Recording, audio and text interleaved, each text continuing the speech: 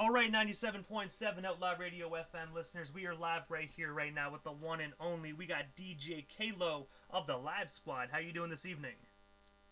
I'm good. I'm good. What's going on?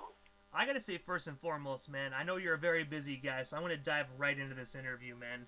And I want to take you back to the Live Squad days, man. And the one thing I was really wondering, like, what's the story behind the Live Squad? And of course, how did yourself, Stretch, and Majesty actually get connected? We got connected in Hollis, Queens. I live right next door to them. So I moved from another part of New York over there, and that's where it all began, where we started going to the studios and working on some projects and different things like that. So we had began our project, and Ed Lover used to live around the corner from us.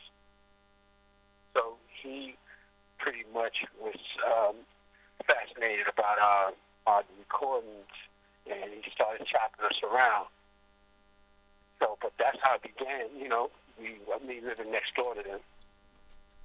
And also as well, when we're on the topic of Ed Lover, man, as we already know, he was one of the hosts of Yo MTV Raps, but he actually helped you guys get signed to Tommy Boy Records. I was wondering, what's the full story behind that record deal? And of course, what was it like just being signed to Tommy Boy? Because back then, they were one of the most superior labels within hip hop. Yeah, actually, Tommy Boy was our second recording deal. Our first was Russell Simmons at Def Jam. We were signed to Def Jam, and that contract didn't work out, and then Tommy Boy picked us up. But see, pretty much our album was very different because it was more or less, it was so real. Every song and in between songs, it took place on the streets. So every time a song went off, it was like you're taken into this moment, whether it's a homeless guy talking mess with us, always asking us for money, or some women getting off the bus. So we was actually taking the microphone and bringing it outside and recording all of our live sounds, whether it's cars going by, buses, and different things like that. So we had people acting out, certain scenes. I don't know if you ever heard the album, but that was what's so fascinating about it. And the Russell Simmons, he really changed the vibe of the group because Stretch and Madge, their writing was so realistic. So at the time, NWA, they were, the hottest thing, on some new stuff from the West Coast. So Russell Simmons wanted us to like be the East Coast NWA. And this song called Murderer was inspired by Russell Simmons, to be honest with you. So what happened when that contract didn't work out, Tommy Boy, they took it a bit further because they was like, man, it sounds like the album is like a movie on wax. So they encouraged a long-form video. So they wanted to actually make a long-form video and they built it around Murderer. So we had to do a beginning song and an ending song. So Heartless was the beginning song where, you see the video, young man, he come home, family killed, turns into a murderer. And then he grew up from Heartless to a murderer, and then he grows up again to a hitman. So it was Heartless, Murderer, and Shitless. So that was what Tommy Boy did. They spent almost $1 million on us. So that became something very major. I think it was very far advanced for that time because it was blowing everybody's mind when it was finished. And they sent a copy to every record label, and mostly every artist had a copy of the Live Squad movie. And I gotta say as well, spending $1 million, like even back then in the '90s or late '80s, like $1 million was a hell of an amount of money, man. So they most definitely put you guys on the top of the campaign list. Yeah, we were definitely very well known in business. So we had a rock and roll deal. We didn't have a hip hop deal. And also, as well, it's going back a little bit. In 1988, Live Squad actually debuted a limited 12-inch EP featuring Percy P and Top Priority. I was wondering, how did you guys get connected with Percy and Priority? And of course, like, is that like limited vinyl like still kind of circling around the internet? I know it's been quite a few years, but is there any still out there in existence that you know of? No, not that I know of. But, collaborations always happen. And we used to go to the tunnel all the time, and even when you go to certain studios, we worked in mostly every major recording studio in downtown. So while you're in a studio, there'll always be someone else in another studio, and that's how those collaborations happen. But I don't know of any circulation of that still, is out there. Because I do know on like Discogs and whatnot, people tend to sell their old copies, but since it's limited edition, I can only imagine what people are what people are actually selling that vinyl for today. Exactly. But also, oh, sorry about that. No, it's good. It's good. I was actually just going to ask. My apologies, Kalo. No, feel free. It's okay. You can chime in even while I'm talking if you have something to ask me. But go ahead. What you going to ask me? Well, I was going to say as well, the Live Squad was also a part of the Underground Railroad, and I was wondering, what's the story behind that group, and how did you guys get connected with those other super producers? Well, when you say Underground Railroad, what do you mean by that? That's something new. I've never heard that. Oh, because like I remember back in the day, like I was when I was doing the research for the interview, I read something about like the Live Squad was like a part of a kind of a group of producers that worked on a bunch of different hip hop projects, including like Tupac and a few others as well. Yeah, that was me a stretch in that.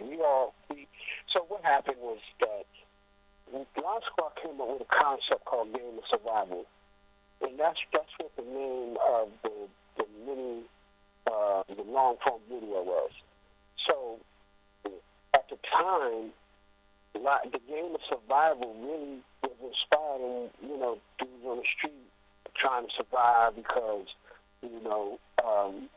at the time Bill Clinton was coming into office, I guess, and then you had that three strikes you out bill, and we were radicals for the streets. So, but basically, we were showing the world how it really is out in our communities. It doesn't necessarily have to be full of poverty. It's just also in messages in the system. So, game survival started, really just blowing up in word of mouth, and they're playing the Heartless video like 1,000 times a day. So when we used to go into the club tunnel, we see everybody, Biggie, Nas, all of them. So what happened with Tupac is that we met Tupac, and he wanted to be a part of the game of survival. He wanted to play one of the characters, the guy that he turned into a murderer. But Interscope Records wouldn't let him work with us, and it was a clause in our contract. So we won a clause of having our own creative control to work with whoever.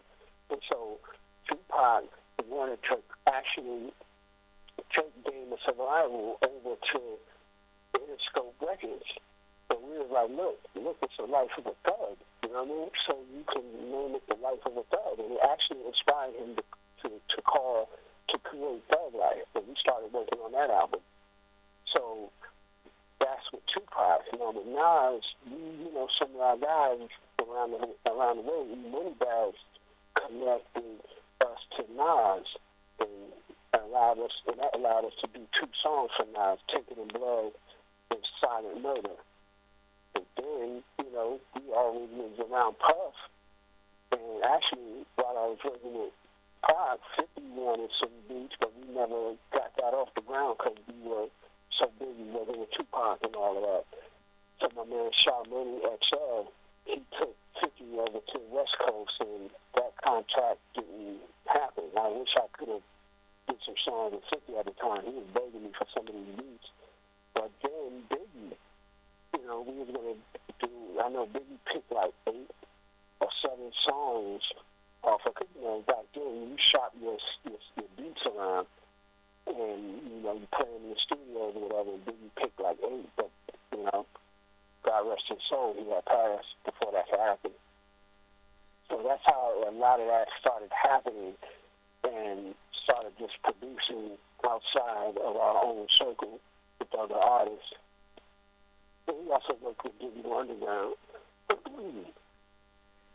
And also as well, man, like as you mentioned, like, you know, like you obviously did a lot of work for Tupac, and I know a lot of your fans know that as well. But I was wondering, what was your first encounter with Tupac Shakur? Like when you first met him, like how did you actually first get connected with him? I know you said Stretch met him first, but what was your first encounter like? Well, he was on a tour. He was on our little promotion tour, and we met him then. And I think that he was first starting to work on Juice. So it was that Tupac. You know, he was a very exciting dude, you know, just full of energy. And, you know, we all were pretty much younger back then, so we were just having fun, man. It was always, you know, fun. Everything wasn't gangster and serious all the time. We was enjoying what we do best. So my first encounter with him was his passion for doing what he did, whether it was acting or the music. So I learned a lot from him. I saw him do almost 10 songs in one night in the studio. But yeah, he was always fascinated about a lot of the tracks. Because I remember did a song called Only Fear Death. And that was almost like the first time I heard him rapping about that over a song. So, I mean, my encounter with him was just, it was so inspiring. It inspired me as a producer. And when you say Tupac did 10 songs in one night, like did he write and record it in one night, or were his rhymes already written? Some were probably written already, but I saw him actually write. He'd go in the corner and write and pretty much just come right out and just do the song. Now, here's something interesting, because we used to sit up in the studio with Big, too. And I saw Biggie sit there with his eyes closed. And, you know, he'd blazing up, of course, and then he'd go in and do his verses straight off the fly without even writing anything on a piece of paper.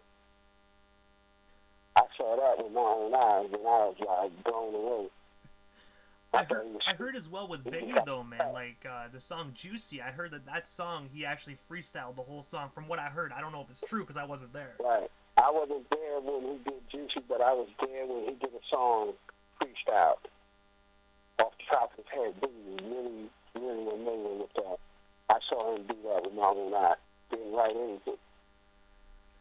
And also, when we're on the topic of Biggie as well, there's an individual that you worked with. And when I say Biggie, like, it's kind of spelled the same way, but it's the white Biggie Smalls.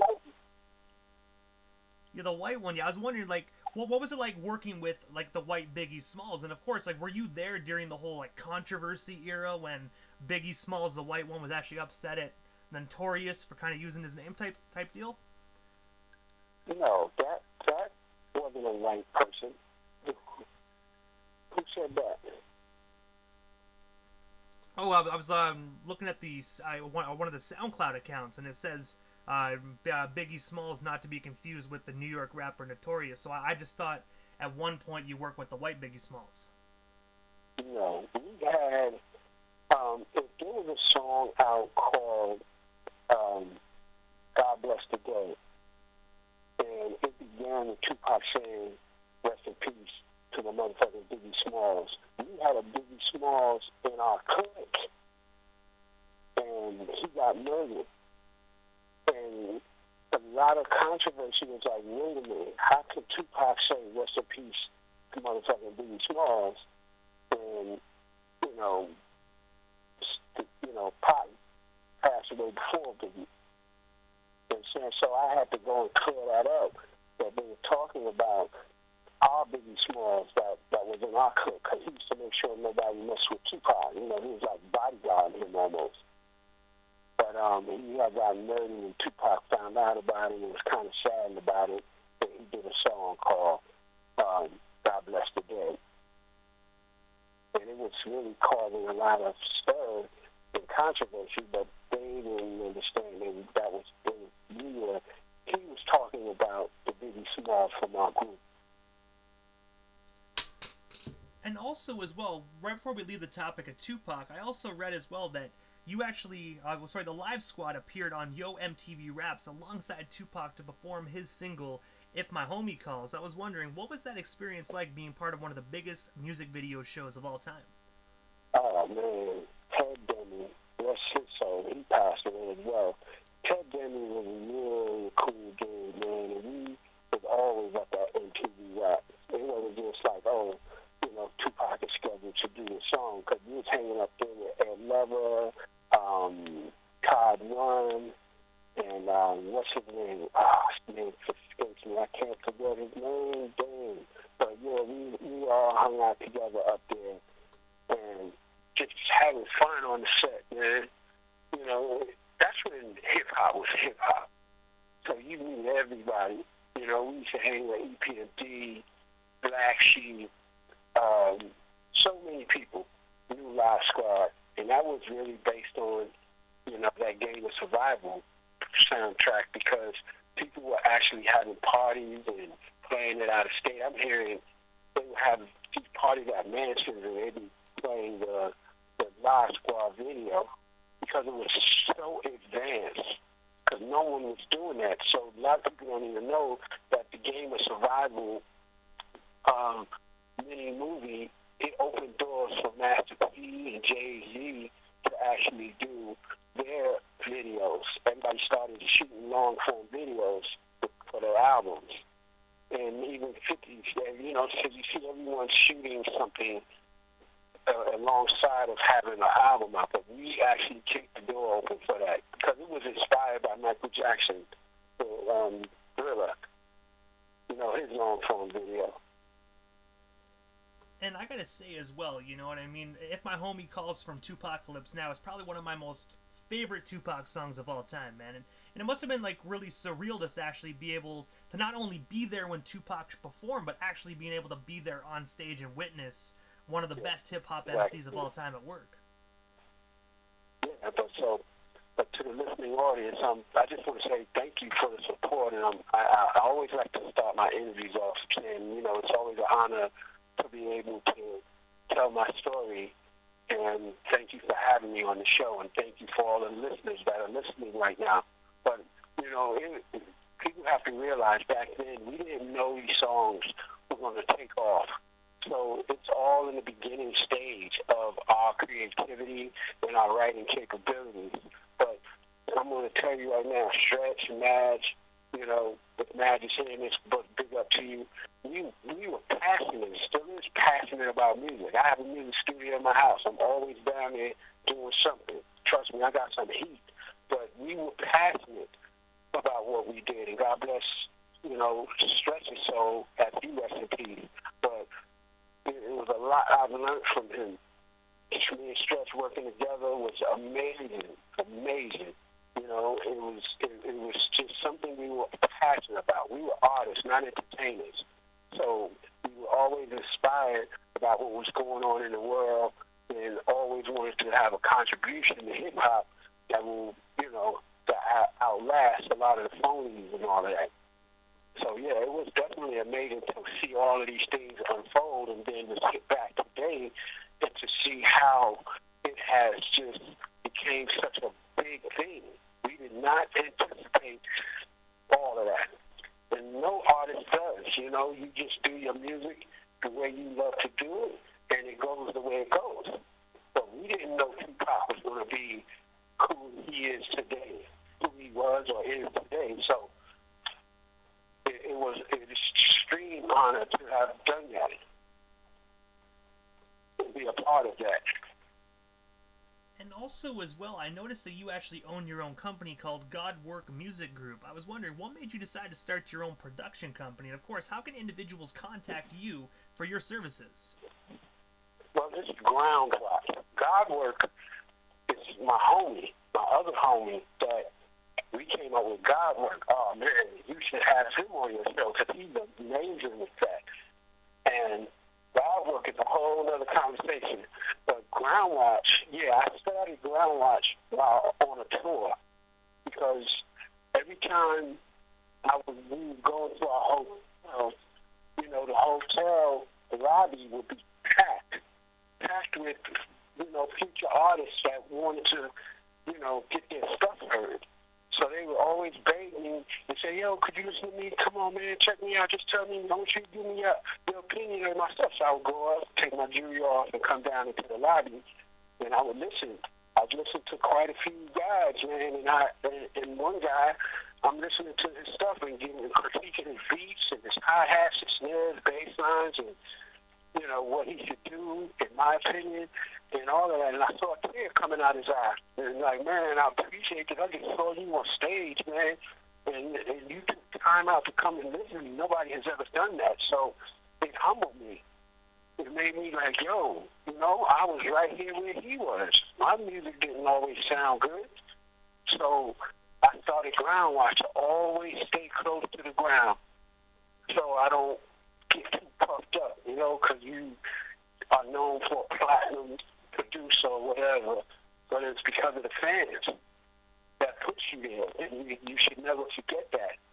And so that was one of my ways of being in remembrance of where I'm at and where I should stay. And I gotta say as well, it sounds like a phenomenal company. It sounds like you're doing phenomenal things as well. And I gotta say, you know what I mean? Like, did you actually produce like underground artists as well, or do you just kind of like stick to doing your own thing with your own artists? I started doing my own thing. And to be totally honest with you, after a lot of that controversy, it was like a lot of people I met didn't know what happened. And I can tell that they were uncomfortable because of the rumors.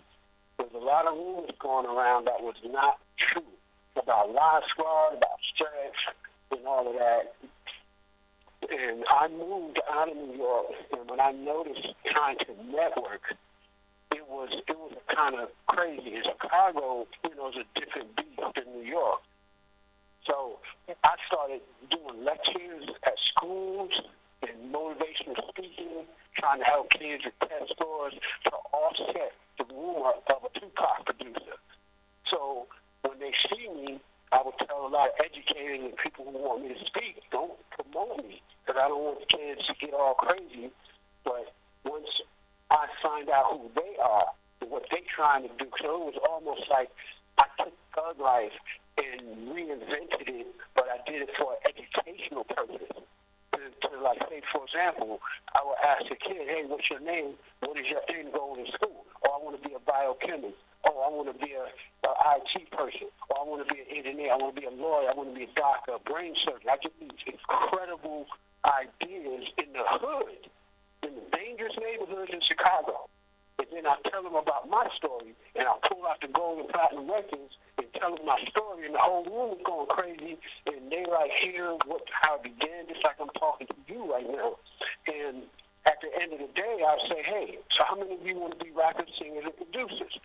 Everybody's hands go up. Every school I speak to, whether it's the middle school or the high school, all these wannabe thugs. And I go, wait a minute. You just told me you wanted to be a brain surgeon, a chemist. You said an engineer, a lawyer, a doctor, the brain surgeon, right? So I'm like, what happened in 15 minutes that you have changed your passion? So I try to get them to really go in on your passion instead of trying to be a rapper, singer, producer. Nothing wrong with that, but once you do what you are gifted at doing, at the end of the day, you get your check. Then you can go to the studio to be the producer, the rapper, the singer. Because a lot of times the first thing that comes out of their mouth is not, oh, I want to be a rapper. I don't hear that when I go speaking. So that's what I'm saying. My point is, I wanted to be radical for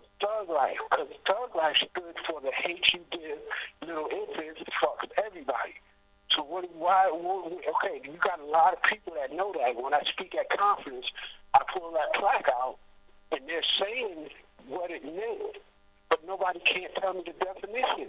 So I'll say the hate you give. Who was the you we was talking about? You, the government, the hate you give little infants, because during the 3 strikes you're out rule, if you had a felony, 3 felonies, 25 to life. So dudes that had the felony, they were forced to hustle on the street. So the hate you give, the government gave the little infants, the dudes who could not survive in society. Society turned its back on people who had kids, and they can't help but to hustle because they're trying to feed their families. Little infants were the drug dealers.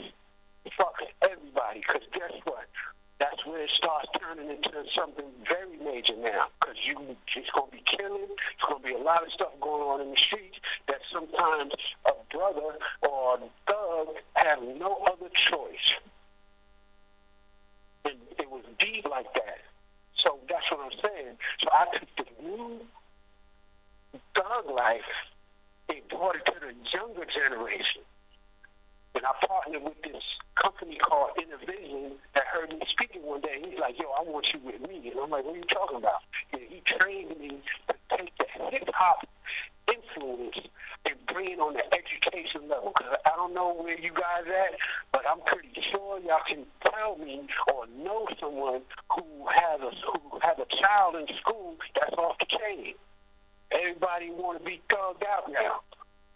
But still, deep down inside, they have a gift that they can contribute to the world to make change.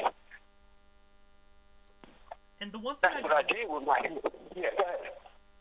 The one thing I wanted to ask you was, because like when you're talking about thug life and whatnot, and how everybody wants to be thugged out nowadays, I'm noticing now, because like a lot of people, they're Tupac fans from either years back or since the All Eyes on Me movie came out. Some people get, but I noticed there's a lot of like, I wouldn't say fake, but there's like thug life movements throughout the world, like people starting their own thug life group in different parts of the world, thinking they're part of the group Thug Life. I want that, since you were there, you witnessed the real Thug Life group, Tupac, you know what I mean, Stretch, Mopreme.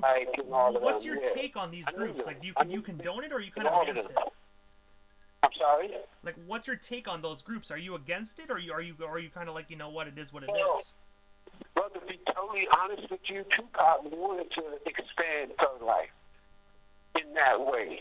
But as long as they're being radical for the cause, see, it's almost like when you down with hip-hop, don't be no phony. But when you live in New York, you can't be no phony. You got to keep this thing real. So lots of times, the undertones of what's happened to hip-hop, because it turned into rap now. They say hip-hop is dead because of the culture aspect of it was lost. Because a lot of the new generations, I ain't no hater of all of the new songs and the new dudes that's out, but they have no clue of the culture of hip-hop. So it more or less, transcended onto rap. And, hey, that things evolve, and that's what it has evolved to. But the thing about the Thug Life movement, it was a radical way of change. And Pac was so pro-black, and he really wanted, a lot of change to happen. If Pac was alive today, just like you have the Black Lives Matter and all of that stuff, he would probably, I don't know, be a part of that, but he would probably have his own movement too. He was very creative like that. But I gotta ask you, Kalo, what is next for you? Because I do know that you're keeping busy. I do know you're still doing that producing and whatnot. So what is next for you? Is there any new projects? Anything you want to promote or talk about? We still have you here live on 97.7 Outlaw Radio FM. And I could definitely, get the info or give you my info, because yes, it didn't stop for me. My passion didn't stop. It's just, when I meet some artists, they're not disciplined to inspire me to do that type of work. I'm like still old school, you know what I mean? So I'm not in it for the money. I could have produced a lot of stuff, but I didn't want to contradict myself, because the older I got, I had kids and all that. If you want to be a role model for your kids, I did not want to produce a lot of today's music where they talk about I'll lift you, I'll screw you, and I'll shoot you. You know what I'm saying? I didn't want my kids to see dad speaking at their school, telling them that, like, hey, this is what you could do. You don't know what to do. Bring resources, go to college, go to trade school, and then turn around and see dad producing, you know, all of this dark music. So it was a conscious decision that I made that, you know, I already been around it, been through it, been involved in stuff. So I didn't want to constantly keep being reminded of it. Because I think I went through a lot of trauma going through that. You know, what happened with Pac and Big and Stretch and all of that. I must admit, I'll tell you the truth. You know, I was traumatized. And it changed me. Because I almost lost my life, not dealing with Pac or Stretch or Biggie, you know, but just being at the wrong place at the wrong time and all of that stuff. It changes you. You grow. Everybody grows. And who you become sometimes in life is up to you. What choices you make. So that's what happened. But yo, Kalo, you still got the heat. I'm telling you, I'm trying to do something totally different. But it's relative to what's going on. It's a lot of consciousness, a lot of serious type of rap. It ain't no soft stuff, but it's not your norm.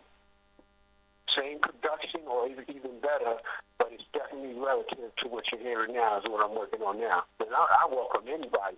I don't turn down anybody. You got talent, you got the skills, make it happen. I'm not hard to reach. And speaking of reaching out, this is the time, Kalo, right before I wrap things up, that I give a chance for the individual that slides into the radio station airwaves. Just a chance for them to give shoutouts to whomever they want to give shoutouts to, but most of all, your social media handles. That way our listeners can follow you and stay updated everything DJ Kalo if they're not already doing so. Okay. Well, it's Ground Watch. Ground, like the watch, like the ground you walk on, and watch, like the timepiece, at gmail.com. So you can look up Ground Watch on social media, and you'll see me pop up, and that's how you can actually, you know, reach out. That's my Gmail or Ymail. So it's all Ground Watch, pretty much. And I gotta say, first and foremost, Kalo, thank you so much for just giving us a little bit of your time this evening and coming on the radio station. Honestly, it was an honor and most definitely a privilege. And I gotta say, first and foremost, man, thank you for giving birth to so many amazing hip-hop classics, man.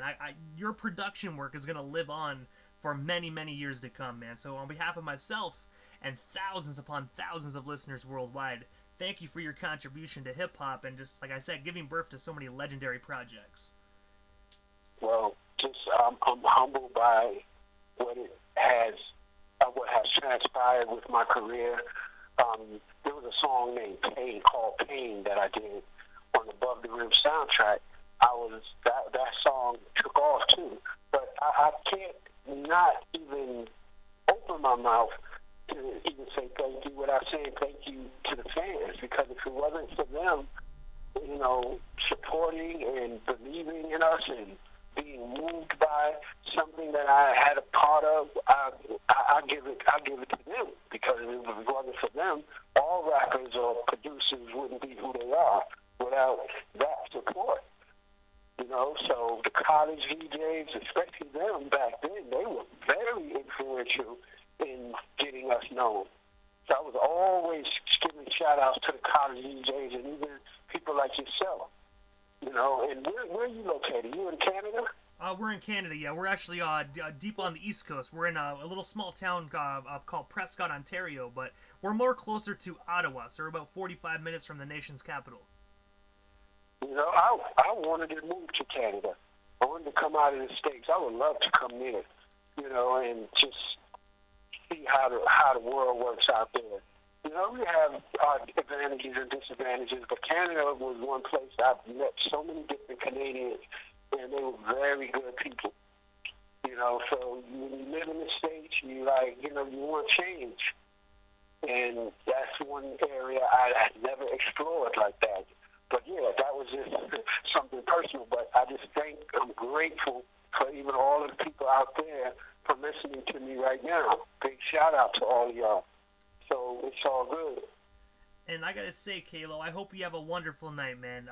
Again, thank you for giving us a little bit of your time, and hopefully down the line, man, we can make this happen again sometime soon. But for now, thank you again, and most definitely have yourself a wonderful night out there in Chicago. All right, yeah, you got my info, so let's stay connected and groundwatch@gmail or whatever. If anybody want to reach out to me, I'm not hard to touch, man. All right. Most definitely, Kalo. Thank you so much, man, and have yourself a wonderful night. All right, peace.